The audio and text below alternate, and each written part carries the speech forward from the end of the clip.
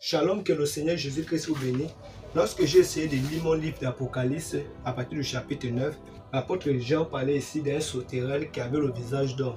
Et plus bas dans le verset, il dit que non, le bruit de ses ailes était comme des chevaux préparés au combat.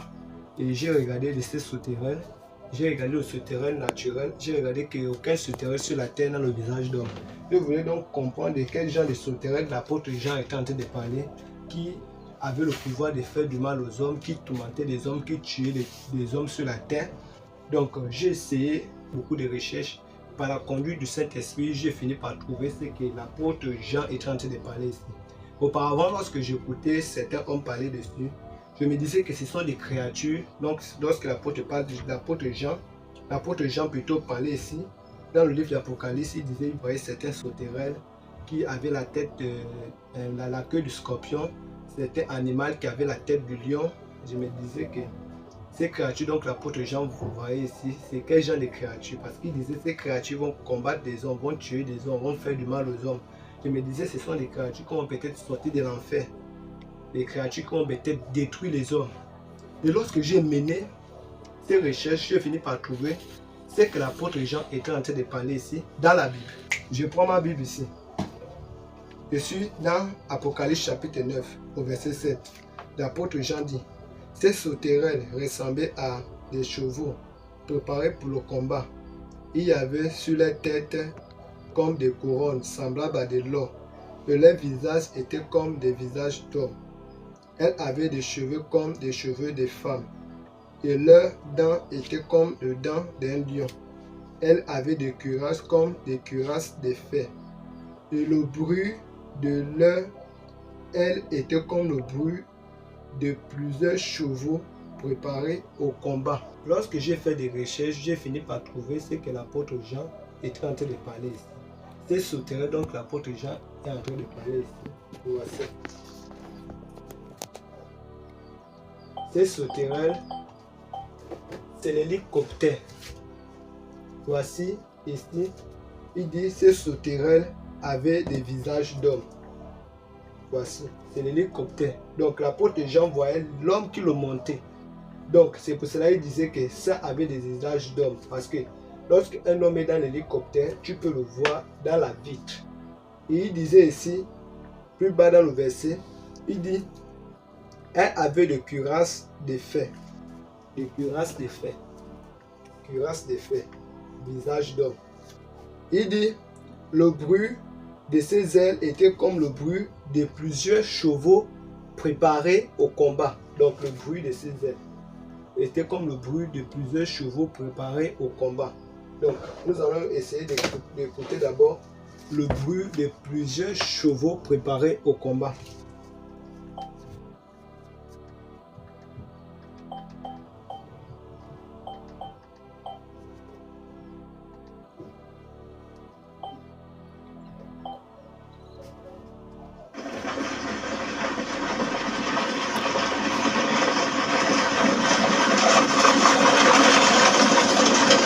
Est-ce que vous avez écouté?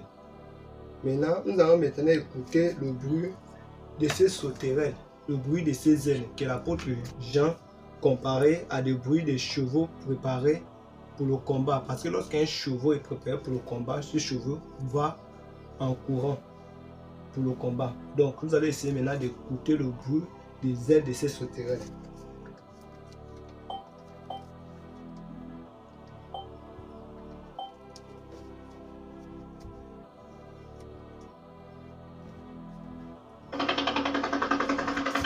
Vous écoutez?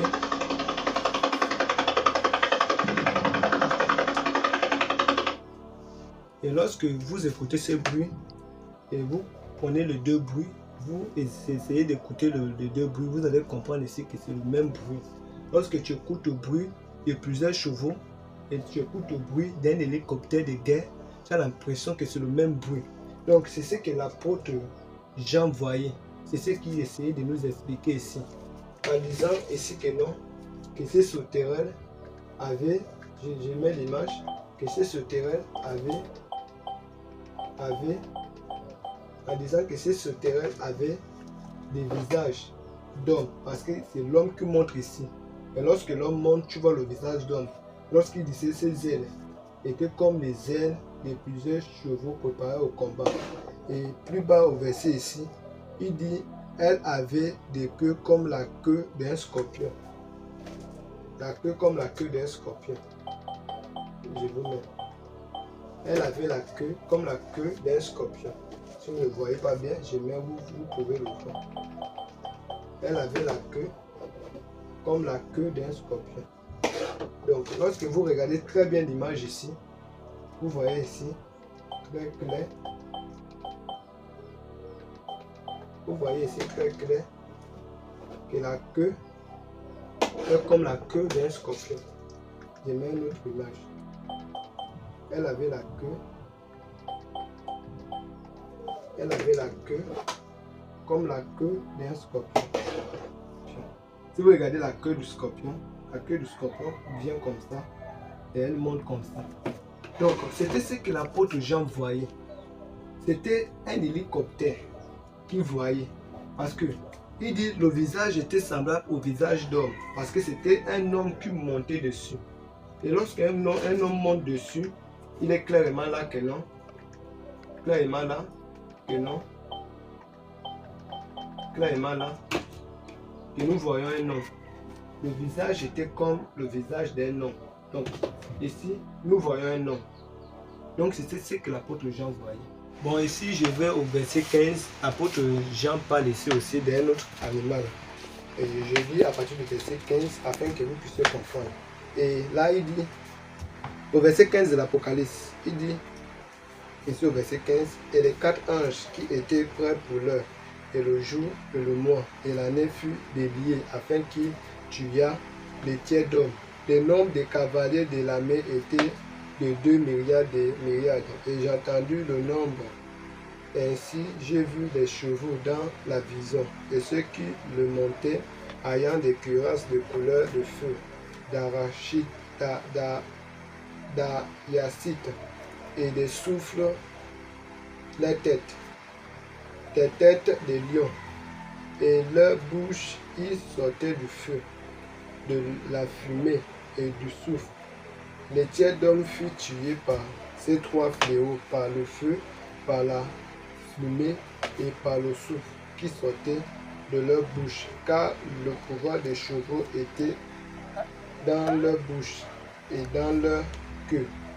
Leur queue était semblable à des queues de serpents ayant 7 têtes, et c'est avec elle qu'il faisait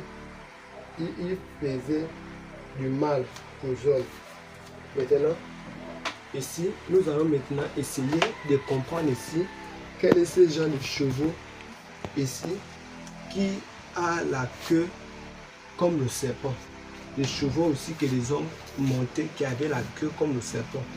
Et si nous avons jamais, voilà les chevaux qui sont là. Vous n'avez pas vu un chevau qui a la tête du serpent ici.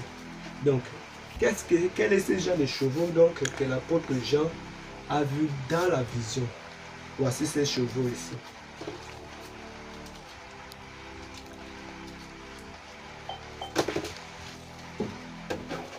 Les chevaux que l'apôtre Jean a vus ici dans la vision, voici. Les hommes le montaient. Les hommes le montaient. Et c'est dans leur queue, leur bouche, qui fut donné le pouvoir de faire du mal aux hommes. Voilà leur bouche. Et on dit leur bouche, qui est leur queue là, avait la tête du serpent. C'est là. Avait la tête du serpent. Et c'est dans leur bouche qu'il fut donné le pouvoir de faire du mal aux hommes. Je mets une image claire. C'est là. C'est dans leur bouche qu'il fut donné le pouvoir de faire du mal aux hommes. Qu'est-ce que j'essaie ici d'expliquer? Je ne vais pas montrer que j'essaie de décortiquer les choses où j'ai une grande connaissance. Je viens ici par cette vidéo pour faire comprendre à ceux qui vont me suivre que le temps est déjà à la fin. Tout ce que l'apôtre Jean voyait, toutes ces choses étaient déjà sur la terre.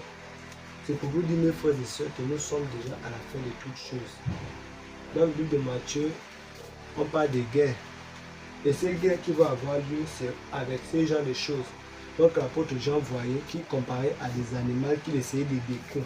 C'est pour cela, Dieu nous a donné l'intelligence afin que nous puissions connaître ces choses. Et ces choses sont déjà sur la terre. Et bientôt d'ici là, tout le monde va se livrer à la guerre. Tous les pays vont se livrer à la guerre. Et la question que je me pose, est-ce que toi tu es prêt? Parce que la condition à laquelle tu es me fait savoir que tu n'es pas prêt. C'est pour cela qu'il faudra que tu te prépares afin de rencontrer ton Seigneur dans les airs. Shalom.